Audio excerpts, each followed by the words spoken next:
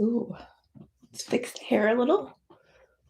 All righty. Oh my gosh, you guys, I am very excited for this chat because this world is crazy. This week has been crazy for so many different reasons, but then also this world is nuts. So I really wanted to lean into how to stay regulated when the world is chaotic because the world isn't going to stop. I've been saying this for years, and the world is just getting crazier. So if it's not going to stop, we have to regulate and really call back our energy, not let all this energy that is happening outside of us affect us. And it's 100% possible. And we're going to talk through it today. I've got amazing notes that I just made and channeled through that I can't wait to share with you. We're going to go through how to recognize what's happening and then also how to actually regulate it in real time. I have three real-time regulations, and then action steps you can take to help minimize all of this chaos, and then some journaling you can do afterwards. So this is going to be so good. Lock in, grab your coffee, grab your water. I'm going to take a little sip. My voice is still sound horrible. And I was sick over a month ago. So here we are. More chaos, right? It's just nuts. So if you're feeling on edge, same. And if you're finding that you're just like, all we want to do, we want to take care of our family. We want to eat right. We want to exercise. We want to drink that water. We want to be happy. We just want to be happy. We just want to live our lives. And that's even like, think about that, like getting out of bed, going to work, taking care of people, in your family, just doing the regular tasks of living. And then on top of that, we've got this looming umbrella over us, which is like the government, the news, crime, injustice. Then we've got just our country. Then we've got the world, and then it's like, it's just crazy. It is absolutely crazy. So if you're feeling on edge, same. Here's how it might be showing up for you in your body. Your nervous system, and this is collectively, your nervous system is finding it hard to recognize the difference between real danger and perceived danger, right? And what I mean by that is, our nervous system doesn't know the difference. Just like it doesn't know the difference for good things. Like if we imagine we're somewhere or if we're actually there, our nervous system doesn't know, but our nervous system has a hard time differentiating between real danger and perceived danger. That's why you will watch a documentary or watch the news about someone getting chased by a bear, hearing the person screaming, hearing the whole thing happen, they get attacked, and your body's like, oh my God, it's happening to me. That's the same threat as if you were in the woods getting chased by a literal bear right now. It's the same thing. It's real danger versus perceived danger. You're watching the show, you're sitting on your couch nice and comfy, but your body is perceiving danger. That's the same thing that happens when we're watching the news. It is. It's racking our nervous system like crazy because your body doesn't know the difference. Perceived danger and real danger are basically the same thing to our nervous system. So if you're feeling on edge, that's why, right? What are you consuming? And that will kind of spiderweb into your life in really weird ways. You will find that your plan to lose weight or to stay healthy or to get healthy kind of starts feeling pointless. Because it's like, and I'm not to be dramatic, but it's like, we're all going to die because they're telling me that there's like weapons of mass destruction and it's all going to be over soon. And it's like, well, what? Who the hell cares that if I'm low carb? Like, give me the cake. Meanwhile, you wake up tomorrow, we're still here, we're still good. And all of that perceived danger made you give up on your plan. But we're still here and we still have to do it all. We still have to get up and take care of our work, our kids, our house, whatever. And then we got to worry about the news. So if you're having moments of this feels pointless for me. Like, what's the difference if I get on the tread? Like, what is the difference if I'm getting 10,000 steps when all of these perceived dangers are around? And then you're watching things, consuming things, hearing people talk about things in your life. There's certain people that are always going to want to talk about it all. And you're like, We don't talk about Bruno. Like, we don't talk about that. We're not talking about those topics because I know where it brings me. But there's going to be people in our life who just like to do that. So if you're feeling moments of this, that is where we need to pull back our energy, really get to the point where we're creating that safety. And I'm I'm loving this whole topic because like I said a couple minutes ago, life is not going to stop. Life is not stopping. So if life's not stopping, we have to find a way to ride the wave instead of swimming upstream constantly and like getting pummeled with waves. Like we don't need that. So I want you to really understand something. And this is the whole point of this whole talk. The side of my hair is always so flat. I'm realizing it now. This is the whole point of this. We are not meant to process this world that we are living in right now. So give yourself a sigh of relief for real because this world that we're living in is absolutely wild. Think about how long humans have been on this planet. Millions of years, right? In the last 100 years, go back 100 years, 1926, barely TV, barely. I mean, it's not, there were TVs, but it's not like how it is now. There was no internet, there were no iPads, there were no cell phones, there was barely a phone. I mean, you had to call the operator, right? At that point, I'm pretty sure. There was no instant world news. I didn't do a ton of research on 1926. So there world news possibly, but it wasn't instant. It wasn't like somebody just got shot on the streets of Chicago at 1 o'clock and now it's 1:07. Breaking news. There wasn't that. There wasn't the ability for it. So not only are you not getting instant news, you're also not getting the video of that person being shot on the street and you're not even ready for it, which is what happens on our phones now. I picked up my phone after Charlie Kirk. I had no idea what had happened. I had no idea who he was. And I saw the video because someone reposted it and didn't have a trigger warning, nothing. And I was like, "Whew, that rocked me." I just got to chill. That rocked me for a few hours. And I'm pretty regulated. I would like to call myself very regulated at this point in my life. That rocked me. I was like, I did not want to see that. I did not mean to see that, but I saw it. And now I'm like, we are not meant to see those things.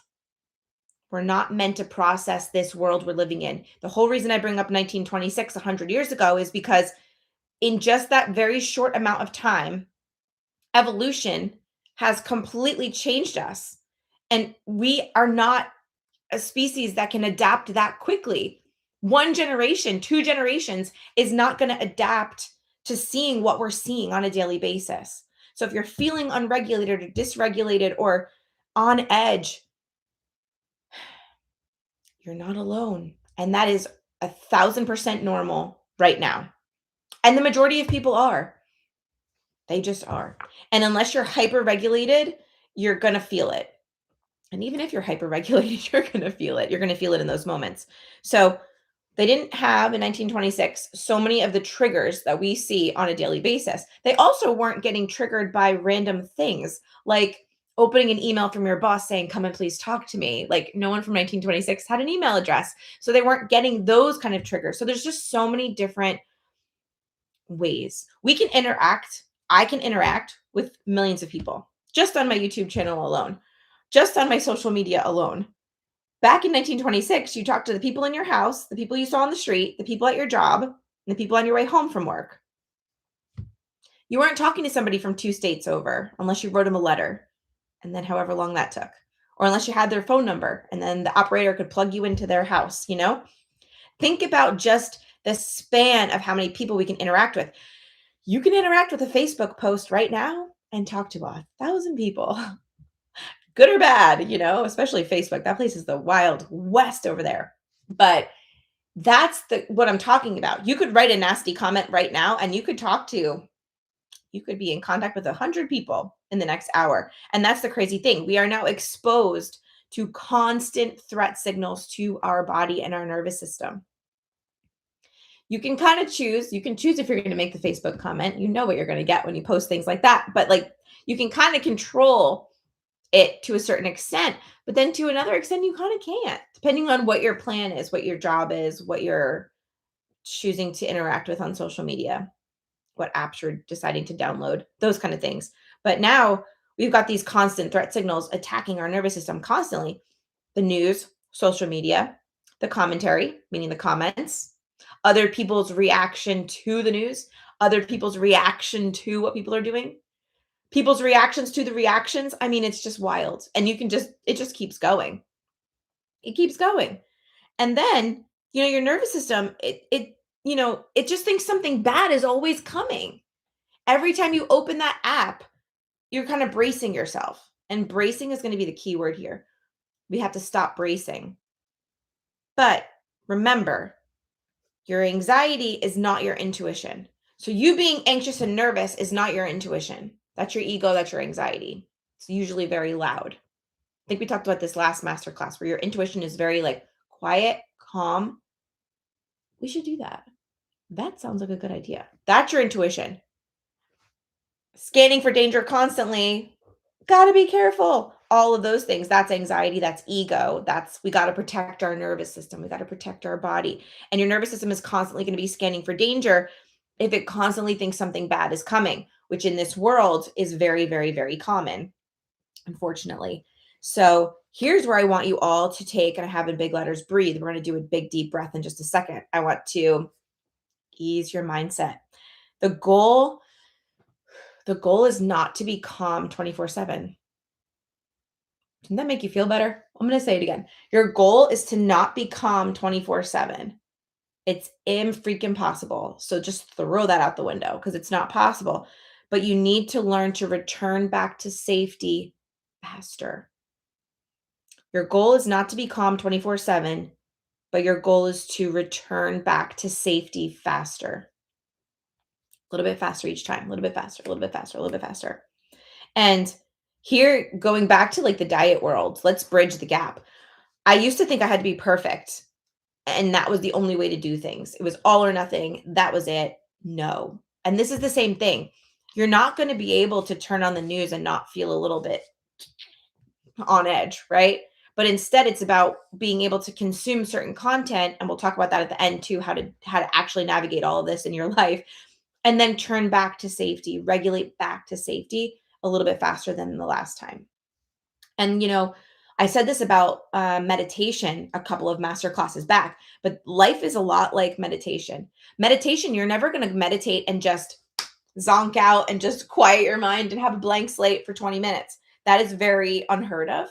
Even the monks, they're still practicing this. That's why meditation is a practice, because you're practicing. You're letting your mind wander, and then you're like, oh, my mind's wandering. Let me bring it back to quiet. Okay. And then you might do that 10 or 15 times during a 20-minute meditation. That's fine. It's how many times you can bring yourself back. Bring yourself back. Life is like that too. All these things are getting thrown at our nervous system saying, this is danger, because it's just perceived danger most of the time. We're not living in a cave and running from a wolf every day. So we're just watching it on the TV. Then we just have to go back to regulating, go back to being safe. Remind ourselves, like, no, we need to go back to being safe. So we're going to get triggered. The triggers aren't going to stop. It's how quickly you can rebound. And that's really, really what this is about. And if we think about being perfect, it's like you're never going to be perfect. So if you're not going to be perfect and you make a little mess up, it's like, oh, well, that's okay. I'm going to learn from this, and that's it. So in diet and weight loss, that's how you can look at it too. It's like, oh, I messed up, but that's okay because I know now a little bit better, and I'm just going to regulate back, right? So this is the crazy part though. Fear hijacks our weight loss and our habits. So when you're watching the news, you get that feeling of, oh, this feels pointless. Like losing weight feels so pointless when all of this is going on. This is bigger than me. This is more important than me. Meanwhile, what do you have control over? Not the news. I mean, you have control over turning it on and off, but you don't really have control over the topics. You don't have control over their narrative. You don't have control over what's the injustice that's happening. So we need to distance ourselves from thinking that we can control that, because we can't. We only can control whether we turn it on or off. And nowadays with social media, even though I don't watch the news, I still get most of the news headlines because I'm just seeing it on social media, not even intentionally going after it. It's just there now. So fear is always going to hijack us every time. So what ends up happening? Our body senses the danger, wherever that may be, in our regular life, on the news, whatever. Then what does that mean in our brain? Things start feeling unsafe. So losing fat feels unsafe. We start craving more things. Our cravings increase. And in turn, our cravings increase because we're trying to cope. So if we always turn to food when we're stressed or upset or anxious, that's going to just ramp up when we're fearful. So food ends up equaling regulation and control. So we end up controlling our life through our food rather than our actions, or rather than turning off the news, or rather than figuring out the fear behind it all, right? Our discipline ends up being gone because it's like, well, what's the point? And then the discipline is just like out the window, because most of the time discipline and willpower are things that I don't even believe are real, really, because I have tons of willpower when my plan is going easy and when I'm losing weight and everything like that, and I'm just like, oh, well, I can lock in. But when things aren't going my way, when I get stressed out, when when I was trying to lose weight and I would get stressed out and everything just felt like it was not going my way, I all of a sudden had no willpower. It's like that's not willpower then. So discipline and willpower usually go out the window when the fear comes in. All these things jump ship. All these things that were making up this secret sauce of a perfect weight loss journey, fear comes in and knocks everybody off the boat. And fear's just driving the ship. And then we're just like all over the place. And so also along with that, our routines fall apart.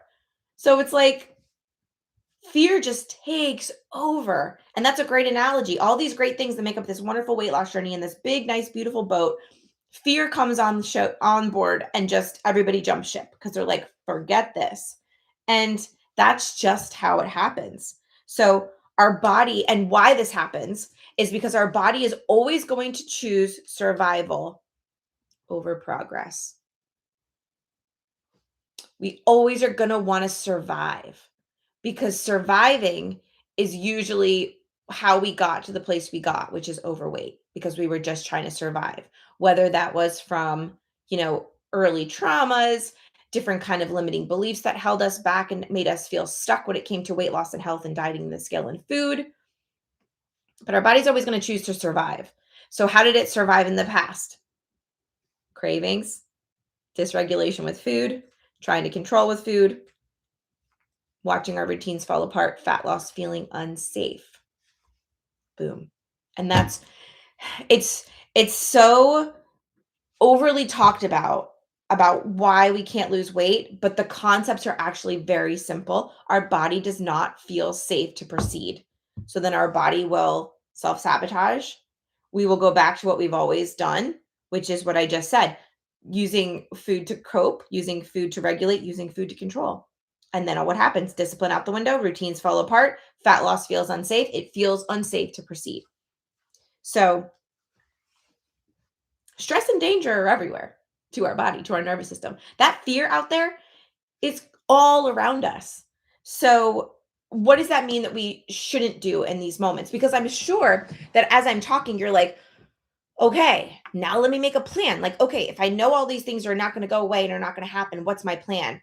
And this is where my brain used to go too. These are things you're not going to do. We don't want to push harder. We don't want to restrict more. We don't want to say, I need the new Pilates set that's on Instagram ads. I need a new workout outfit. I need a new plan. I need to restrict more. I need to go, plant-based. I need to go low calorie. I need to lower my calories. No, we don't need to restrict more. We don't need to lock in. That used to be my favorite phrase. It still kind of is, but now it's kind of like got a negative connotation to it. But when you lock in, that usually means strict, trying to be perfect. I can't mess up or else. Instead, all we're going to do, and all you're going to do after this video, we're going to focus on one thing: simplifying. Simplifying the plan. Simplifying. That's it. And I'm going to teach you how to do it. So, what does actually staying on plan? What does that actually mean? It means we're not forcing motivation. We're not having this like really strict, no flexibility plan where like you got to be perfect and you got to be doing like 75 hard every single day and just going nuts. And we're not doing anything with like you have to be perfect with your food or your tracking or anything like that. What do we want to do? We want it to return back to a really healthy, good baseline. Simplify the whole thing. Eat to feel steady, eat to feel calm, choose foods that make you feel good. I got a message the other day from one of the members, and she's like, I just made this meal and it was so good. And it was all healthy food. It was so good. It was like a crock pot meal. And I was like, this is where it's at. And don't forget how you feel once you eat that food. Because she was like, I feel amazing. I feel nourished. I feel energized. Yeah, unprocess your food and you're going to feel amazing. Not only that, you're probably going to be eating in a more regulated way. Because again, let's go back 100 years. You want to go back to 1926? Look at what was in their food. There was no red dye 30, 40, 60. There was no tons of preservatives. I mean, you can even go back. I'm an 80s baby. You could go back to, a lot of people do this. They compare like what was in cereal in the 80s and what was in cereal now, and the ingredients are completely different. You can't even pronounce half of the ingredients on these cereals nowadays. It's ridiculous and stupid that that's what we're feeding our kids. The whole, like, I could calm down. I could go off on this topic for days, but the more real food you eat, the better you're going to feel. The more results you're going to get.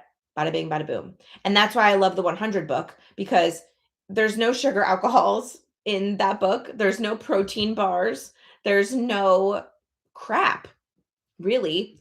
It's just real food, real vegetables, real meat, real dairy. That's it. And that's why I think I got such great results back then. But that's why I recommend that book so much, because you're not, it's like the perfect meal plan for getting yourself cleaned up. But we got to eat food and then feel really good after. So if you can think in your head about the meals that you've been eating, how do you feel after you eat them? I don't care about beforehand. I don't care while you're eating it, how great it tastes and all of that. Because, yeah, for me, pizza smells amazing. Waiting for the delivery guy to come, that feels fun. Eating the pizza, oh my God, it goes down so smooth. It's so good. And then afterwards, how do you feel after you eat these foods? Focus on that. And if you can focus on that, you're going to pick better choices. No matter where you're at, friend's house, restaurant, your own home, you are going to feel so much more in control of your weight loss, because if you focus on how you feel after, you're going to make better choices. And it's really funny because I had a client once and she was like, she was allergic to something. It was like something crazy because it was in everything. It wasn't gluten, but maybe it was some sort of dairy where she literally couldn't have dairy. It just made her so sick. So, like, she would look at food and be like, oh my God, that looks so good. But she wouldn't dare touch it because of how doubled over she would be after she ate it if she did. So she was like, yeah, I look at, like, for instance, the pizza. She's like, yeah, I look at pizza. That looks amazing. It smells delicious. I would love to stuff my face in it. But, like, no, that's not worth it to me.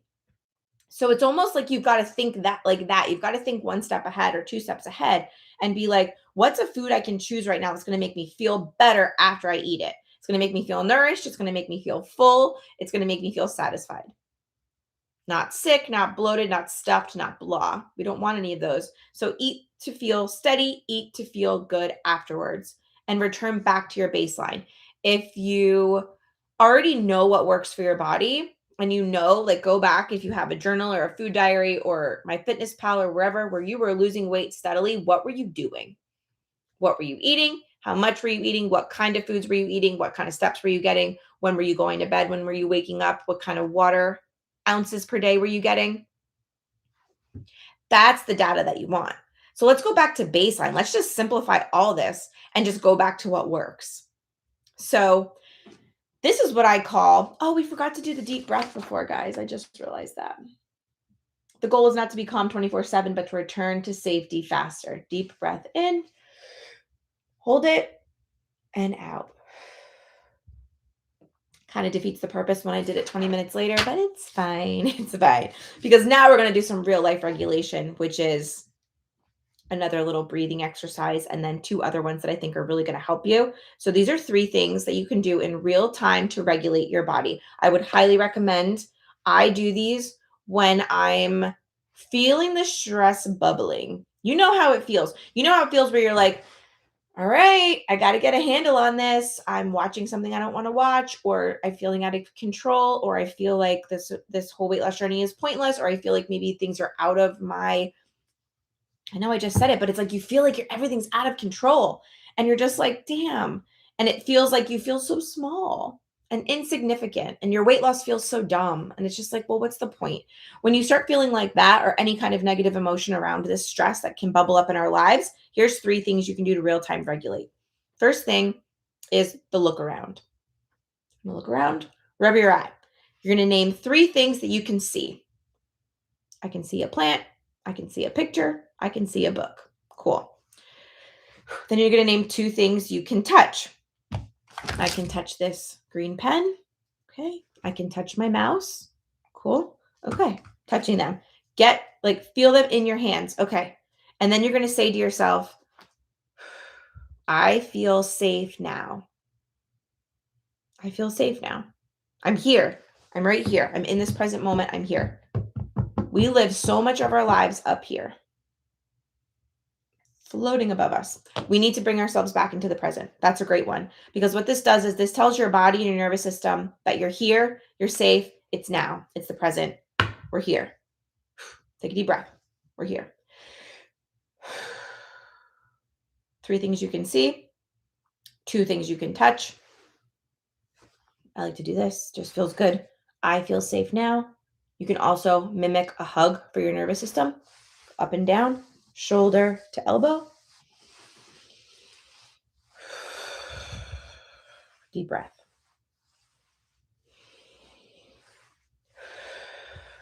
In through your nose, out through your mouth. Sometimes you'll get a little like body chill when you do this. This is what your body knows as a hug. You can give yourself a hug at any time. I love doing that. Okay, I'm here, I'm safe. It's right now. It's the present moment. Next one is a breathing one.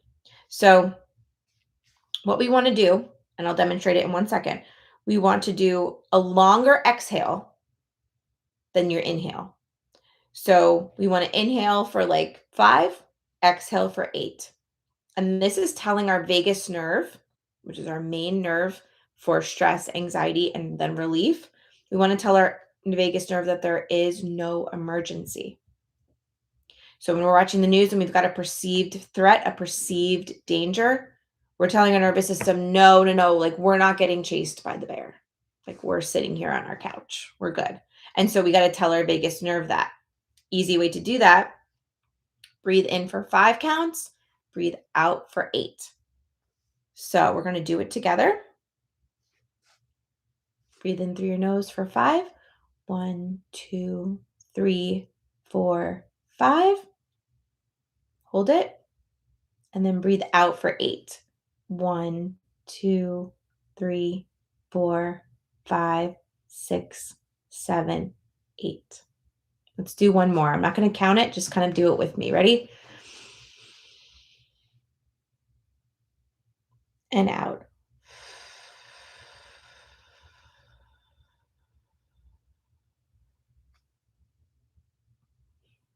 Feels good, right? You can do 3 of those in a row. Is really good and really powerful. Do it nice and slow. Put a hand on your heart. You can also do a hand on your belly, like your lower belly, like your womb area. I like to do both because that just feels so cozy. I love that. That little gentle pressure also tells your nervous system you are safe. So that is great. And again, there's no emergency. We're safe. We want to tell our nervous system that. Those are 2 things you can do.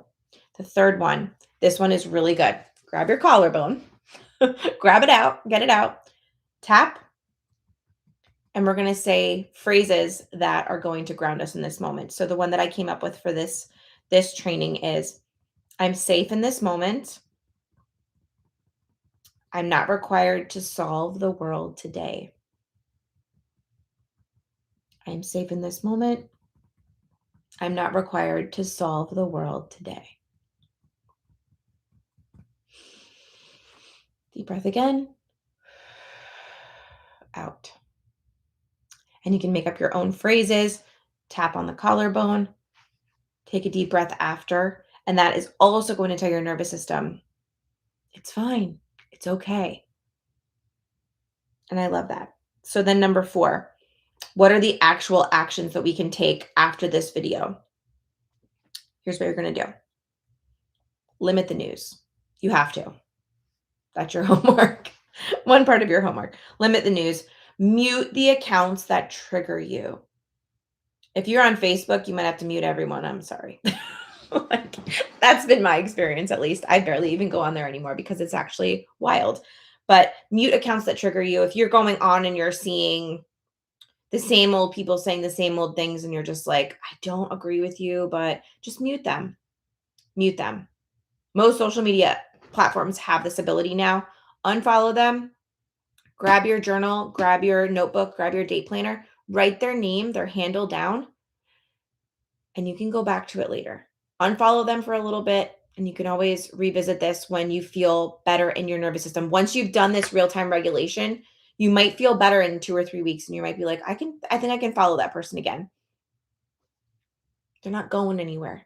They're not going to notice one person unfollowing them. It's fine. And putting up a healthy boundary is always a good thing. If you're getting triggered, who cares about that person? Care about you. You got to care about you more than what other people are going to think about what you're doing. And I promise you, most of the time, nobody cares. Nobody notices. Nobody cares. So if you do feel like going on the news, find a trusted source that you can go to. And most of the time, our algorithm is feeding us whatever we believe. So if we're far left or far right, especially, you're going to get the algorithm is very trained. It knows what you like. If you are big on one side or the other, you're going to get fed only that, which further digs us down into the holes that we're in. So instead, it's like, okay, can we consume something that's more neutral, more of a trusted source, and just cut back in general overall? The algorithm, if you start watching videos about puppies and kittens, the algorithm's going to feed you more of that instead of all of this news from one far side or the other. So that's good too. Maybe train the algorithm, just unfollow a couple of things that are maybe triggering, and then start searching things that are a little bit more happy. You're going to feel better. And stop the doom scroll. Talking to myself because sometimes it's easy. You get caught up and you think you're going to just check one thing, and then how do you guys think I'm talking so, thoughtfully about Facebook? I go on there to check my weather guys. They're so good, but they're all on Facebook. And so I follow like 4 or 5 weather guys because we've been having crazy storms here, snowstorms. And I go on there and I'm like, let me just check the weather guys. It's never let me just check the weather guys. I go down rabbit holes. I'm like, who are these people? What is going on? Like, these comment sections are wild. So stop the doom scroll, no matter what platform it is. And remember, you don't have to absorb trauma to be informed. So if you just want to be informed and watch the news, let's find a trusted source that's a little bit more neutral that you can go and get the facts and then get on and off. And then instead of like absorbing all of this extra trauma and all this triggering energy that is just leading to our downfall, we can be informed without being traumatized, right? And without having all of this extra fear. So I kind of want to leave you guys with this. So 33 minutes. Perfect. So I want to leave you with this. Nothing is innately falling apart, Like, our lives are still okay. Our lives are still okay. We're just living in really loud times. Everything is very loud. It's very loud because we're able to get news almost instantaneously, which then leads to people creating commentary the next instant, and then it just snowballs after that.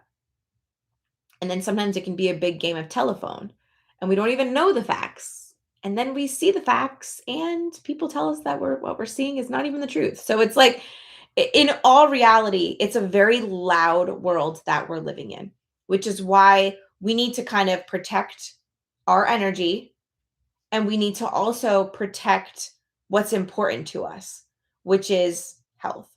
Health is wealth. Like, if you don't have your health, what do you have? So getting your health in order this year is number one. Number one, which is why I know you guys are all here. I mean, we want to get healthy, stay healthy, maintain it, and just have that be our new normal. Regulating your nervous system is going to be the key, is going to be the key that unlocks the door to this amazing, effortless weight loss era and then maintenance era, because that's where you're headed. And then maintaining is going to be easy because your regulated nervous system in the chaotic world that we live in. You would be surprised, the people that I work with, how they just want to deal with life while they're trying to lose weight. Because, like, it's kind of what I've been saying for years. We all know what to do. You can Google how to lose weight. You can Google what your calories should be, but that's not the issue. The issue is not what we should do. It's how do we do this with XYZ, ABC going on in our life, and then zoom out in our country, and then zoom out in our world. And then it's just like, how the hell am I supposed to stay on track?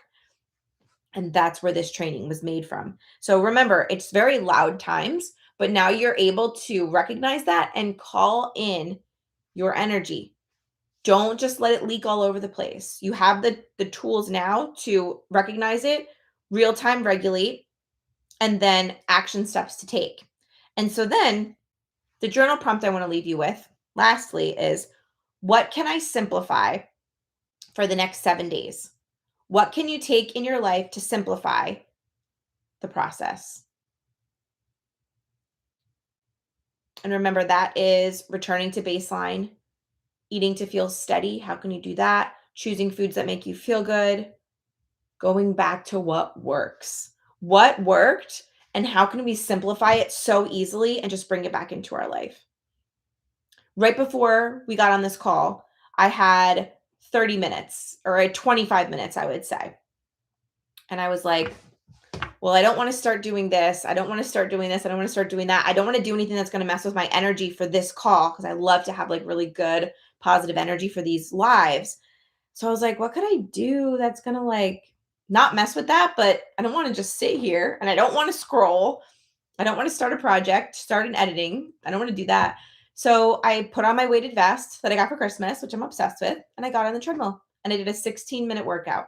16 minutes went by in the blink of an eye, I might add. And then I jumped off. I did the live behind the scenes stuff, got it set up, and went live at 1 o'clock. And I was like, this is perfection. And so that would be a way that I could simplify things, because I'm really trying to, you can't see my watch, I'm really trying to close all my rings every day. Well, you got to get in 30 minutes at least of working out. And I do a weight training at the end of the day, but I love to get my steps. Simplify it. Because I know if I do all of my pillars, I stay on track and I keep my weight in check. And for me, that's really important. And those are just my things that are going to keep me regulated, keep me simplifying it, and just keep me on track overall. So if you guys haven't watched the Becoming Her training that I put into the membership, you have to watch it, because that is going to take what we talked about today, which is regulation and all of that, get yourself regulated, feel better, feel back to your baseline, and then watch the Becoming Her video. Actually, I'll put it down in the description box right after we're done here. I'll put it in there. Make myself a note. I'll put it down in there and watch it, because that will help you then decide, okay, where am I going? So now I'm regulated. Now I'm simplifying the process. And now I know who I'm becoming and where I'm going. So that's where I'll leave you guys today. I hope this one was good. Leave me all of your comments and all of your feedback down in the comments below this video. Check the description box for everything. And I will see you guys with a new live stream. And look out for the February calendar. That is going to be coming any minute now. And I will post it to the community. But have an amazing day. Have a great weekend. And I'll see you guys really soon. Bye.